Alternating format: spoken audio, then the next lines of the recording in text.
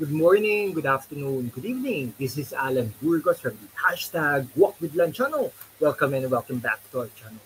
Guys, if you are not yet subscribed to our channel, please do it so now so that you can be a part of this growing family. Officially, we are now 8,169 subscribers. Thank you so much, guys. God bless you all. Mahal na mahal ko po kayo. I love you all. Okay, sige.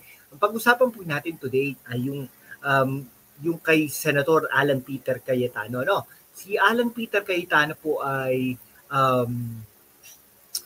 isang senador coming from the Cayetano clan, no? Anak po yan ni Rene Cayetano, dating assemblyman, dating legal advisor ni President Fidel Ramos, dating senador yan.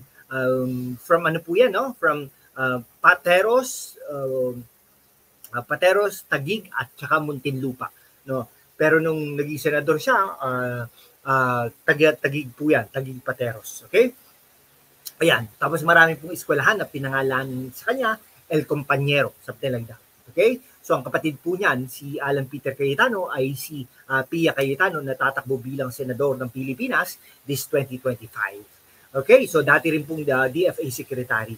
Yan, no, sa panahon ni dating Pangulong Rodrigo Roa Duterte at tumakbo bilang vice presidente ng Pangulong Rodrigo Roa Duterte, kaya lang natalo po yan, no?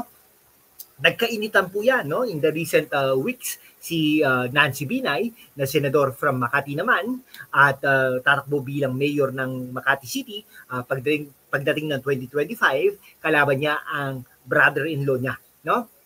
So nagkainitan po yan dahil nga po parang sa mga salitang palengke naman ni Senador Alan Peter Cayetano, such as yung Marites, Buang Kaday, at yung mga gano'n, no? Parang mga salitang taga-palengke. No? Pero anyhow, no? Sabi ni, hindi daw siya magsusorry, no? Deserve mo yan. No? Pero deserve mo yan, hindi naman niya sinabi. Pero sorry, not sorry. No? So talagang ayaw talaga ni Senator Alan Peter Cayetano ng Taguig na mag-sorry or mag-apologize kay Nancy Binay dun sa Marites na remark, no? Ito, si Nancy Binay ay nagreklamo diyan sa Ethics Committee na pinapangunahan naman ni Majority Floor Leader Francis Tolentino na tatakbo bilang senador ng Pilipinas sa 2025, ngunit malamang sa malamang ay matatalo ito si Francis Tolentino ng Tagaytay City.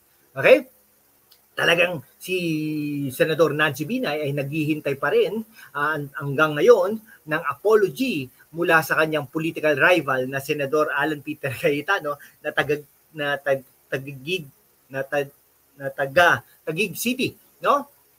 Kasi po magkalaban po yan, no? Dahil nakuha po ng Taguig City ang 10 barangay diyan sa Makati City na pinapangunahan naman ni Abby Binay na kapatid ni Nancy Binay, okay? So may rivalry, no? Kumbaga, no?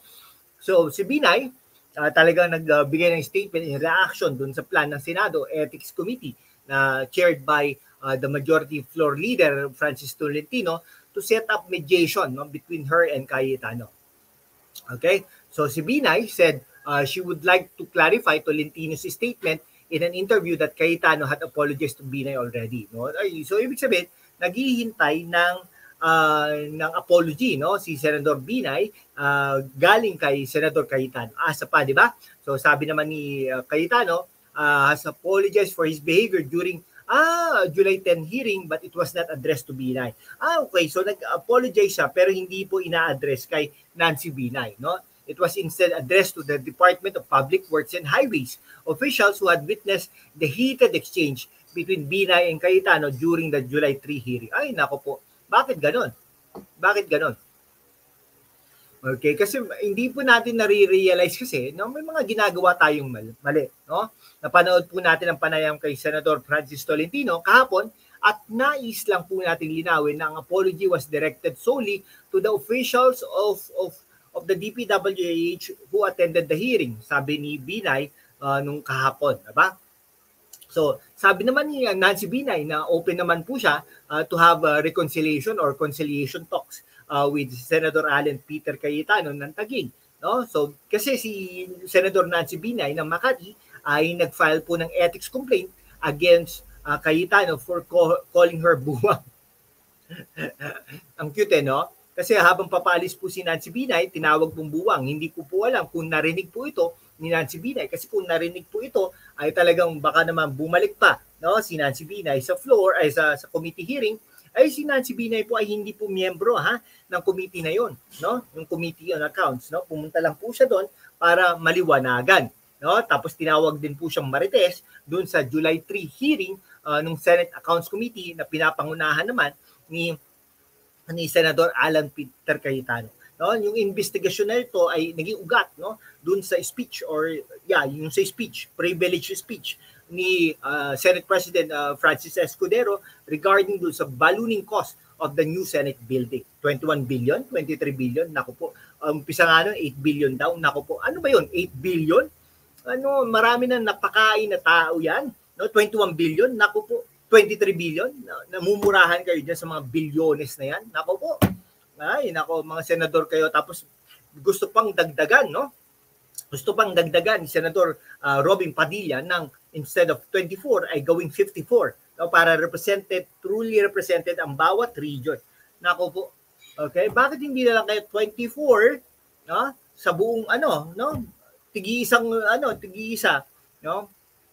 Tigi-isang senador per region, okay? Per region, tapos ang NCR ay 3, something like that, no? Oh, 'di ba? Parang ganoon. O kaya tigda 2. Pero hindi naman po dapat na 54 senators. Okay? Ay, nako, nakakaano. Sige po, hanggang dito na lang po mga kaibigan ko. Maraming salamat po sa inyong lahat. Mabuhay po kayo.